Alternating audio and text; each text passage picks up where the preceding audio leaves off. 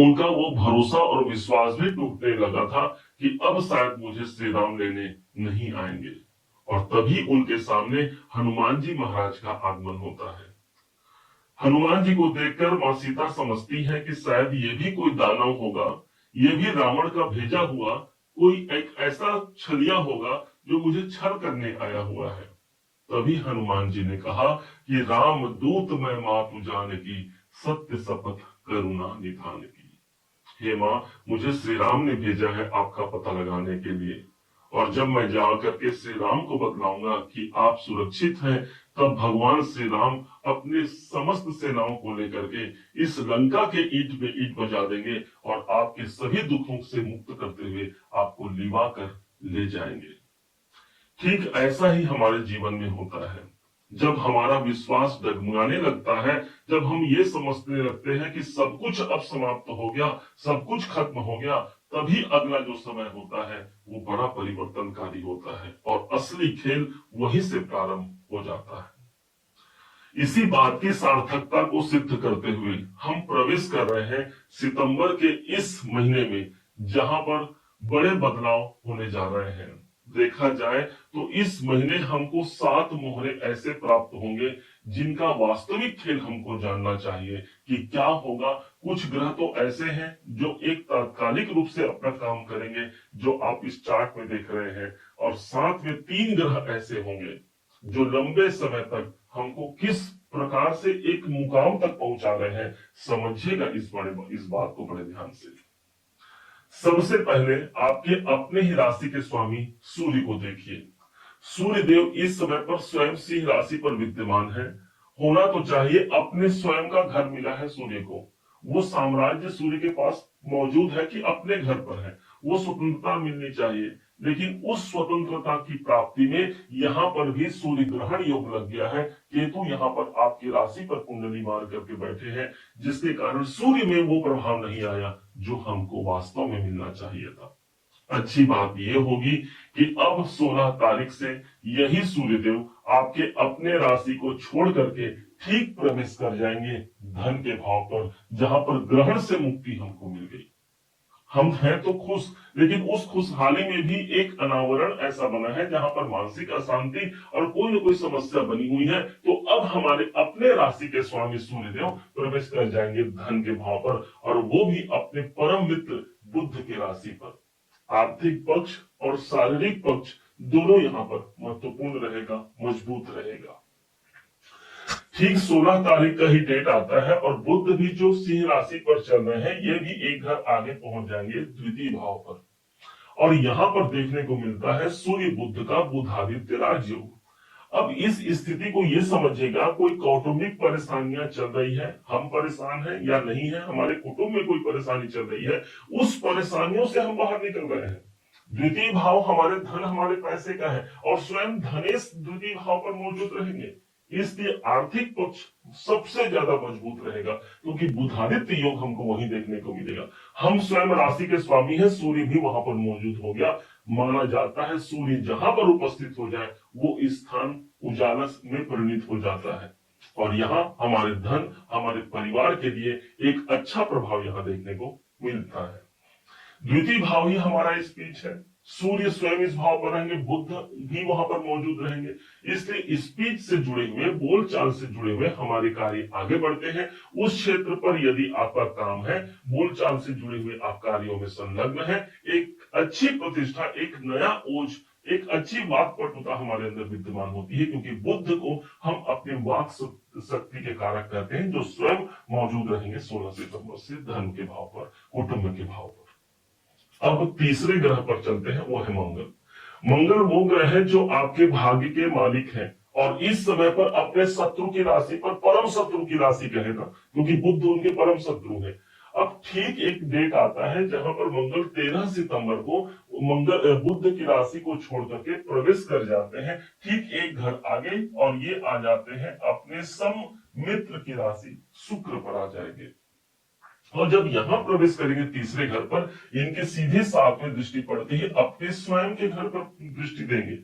अब कोई ग्रह अपने घर पर ना हो लेकिन अपने घर पर उसका पूरा फोकस हो, इसलिए वो घर नहीं बिगड़ेगा। हमारा कॉन्फिडेंस बढ़ता है क्योंकि मंगल वैसे भी कॉन्फिडेंस के कारक है।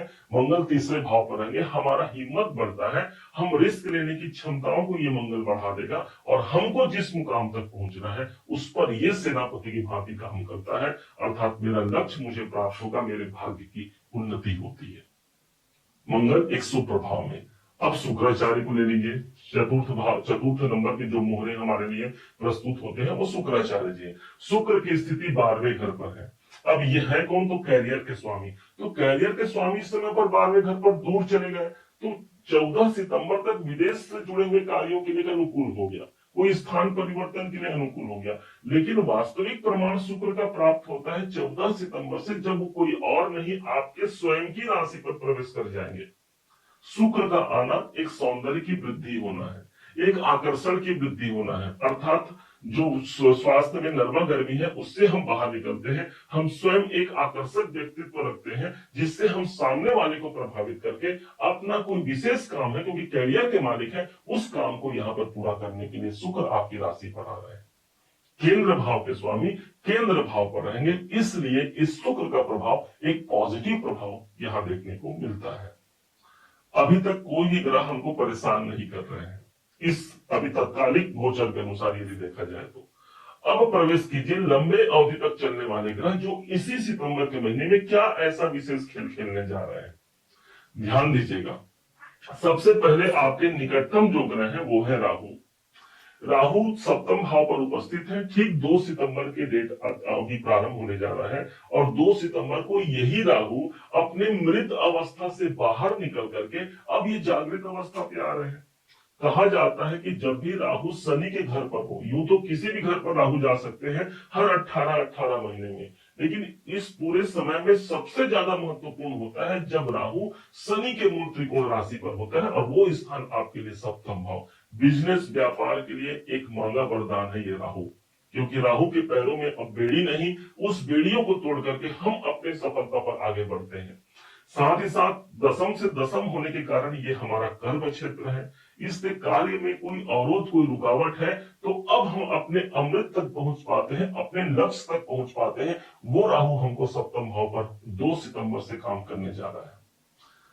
छठवां जो ग्रह बनेगा जो बड़े मोहरे के रूप में काम करेंगे और वो है शनिदेव। सिंह राशि के जीवन में इसी शनिदेव ने अढ़ैया का प्रभाव लाया, लेकिन जब भी अष्टम भाव पर शनिदेव होते हैं इसे कंटक शनि कहा जाता है। अर्थात कोई भी काम ऐसा नहीं जो ऐसा काम हो जो मुझे प्राप्त करना हो और मैं प्राप्त न कर पाऊं। शनि के विषय में क्या कहा गया है? शनि जिस भाव पर होते हैं उस भाव पर विलंब करते हैं, डिले करते हैं, लेकिन उस भाव की हानि नहीं करते। तो ये हमारे अष्टम भाव पर है। माना कि कोई रुकावट, कोई बाधा, कोई परेशानी, कोई डिप्रेशन चल रहा है, लेकिन शनि कहते हैं कि मैं आपके जीवन को परिवर्तन करने के लिए आया हुआ हूं, और यही अढ़ैया का प्रभाव होगा, क्योंकि इनकी जो तीसरी दृष्टि है वो कहीं और नहीं, कैरियर के घर पर पड़ी है। इसीलिए डरिएगा मत, घबराइएगा मत। शनि का ये अढ़ैया हमें कैरियर तक पहुंचाने जा रहा है, उस लक्ष्य तक पहुंचाने जा रहा है जिस लक्ष्य के हम वास्तव में हकदार होते हैं। शनि की दृष्टि सीधे धन के भाव पर है, अर्थात उस धन तक मुझे पहुंचाएगा। भले 8वें घर पर है, कोई कार्य विलंब हो रहा है तो डरिएगा मत। और शनि की दृष्टि जब धन के भाव पर है, उस आर्थिक लक्ष्य तक पहुंचाना भी इसी शनि का दायित्व है, जो अष्टम भाव से ही इसी अढ़ैया के समय पर शनि की 10वीं दृष्टि जो इस समय पर पड़ेगी। अच्छा, आपके मन में प्रश्न आ रहा होगा कि ये अभी क्यों होगा, तो ध्यान दीजिएगा। शनि देव अभी वक्री चल रहे हैं, और वक्री में ये 13 सितंबर से वक्री हुए हैं, 5 महीना है इनके पास, 28 नवंबर तक ये वक्री रहेंगे। इस दरमियान यही शनिदेव जुलाई और अगस्त तो निकल गया, अक्टूबर और नवंबर बचा हुआ है। अब यही वो सितंबर है जो बीच का महीना है। बीच का महीना अर्थात जो इनको वक्री अवस्था में पुनर्मूल्यांकन करना था, उस मूल्यांकन को इन्होंने कर लिया। अब प्रमाण इनको 7वें घर का भी देना है जो मेरा कैरियर है, और इसलिए मेरे कर्म क्षेत्र पर मुझे एक बड़ी उपलब्धि का सोर्स यदि कोई मिलता है तो शनि के वक्री अवस्था का तत्व मुझे प्राप्त होगा, वो समय मुझे प्राप्त होगा। अब आते हैं अंतिम ग्रह, और वो है देवगुरु बृहस्पति। आपके सिंह राशि के सबसे बड़े योग कारक ग्रह बनते हैं देवगुरु बृहस्पति। इनके पास वो साम्राज्य है जो ये पंचमेश होकर के ठीक बैठे हैं एकादश भाव पर। अर्थात जिस प्रकार मंगल को हमने कहा अपने भाग्य भाव पर इनकी दृष्टि जा रही है, ठीक उसी प्रकार देवगुरु बृहस्पति अपने पंचम भाव पर दृष्टि दे रहे हैं। कोई सोचे हुए अधूरे कार्य पूरे होते हैं, कोई संतान को लेकर कोई महत्वपूर्ण डिसीजन पूरा होता है, कोई विद्यार्थी है शिक्षा प्राप्त कर रहे हैं तो अपनी शिक्षा पर अपना फोकस बना पाते हैं, गुरु की दृष्टि है। और ऊपर से देव गुरु बृहस्पति पुनर्वसु नक्षत्र पर चले गए हैं जो कि इनका स्वयं का नक्षत्र है और बैठे कहाँ है, लाभ के घर पर बैठे हैं। तो इसलिए हम कहते हैं कोई लाभ ऐसा नहीं जो हमसे चूक जाए, अर्थात मन की कामना को पूरा करना, उस लाभ तक मुझे पहुंचा पाना इस देव गुरु की जिम्मेदारी है, जिसे हम ईश्वर का पर्याय कहते हैं। अर्थात ईश्वर की कृपा के रूप में मुझे मैं अपने लक्ष्य तक प्राप्त हो पाऊंगा, मुझे मेरे लाभ की प्राप्ति तक मैं पहुंच पाऊंगा। उम्मीद है आप सबने इसे समझा, आप सबने इसे जाना है। यदि आपने इसे समझा है, जाना है, मेरे समझाने का प्रयास यदि आपको सार्थक लगा हो, मेरे समझाने का तरीका यदि आपको सार्थक लगा हो, तो हर बार की भांति इस बार भी अपना प्यार भरा लाइक और कमेंट करना कभी मत भूलिएगा। और हाँ, यदि अभी तक आपने चैनल को सब्सक्राइब नहीं किया है, सब्सक्राइब जरूर कीजिएगा। पुनः एक बार फिर आप सभी का दिवस बहुत मंगलमय हो, इन्हीं शुभकामनाओं के साथ जय श्री राम।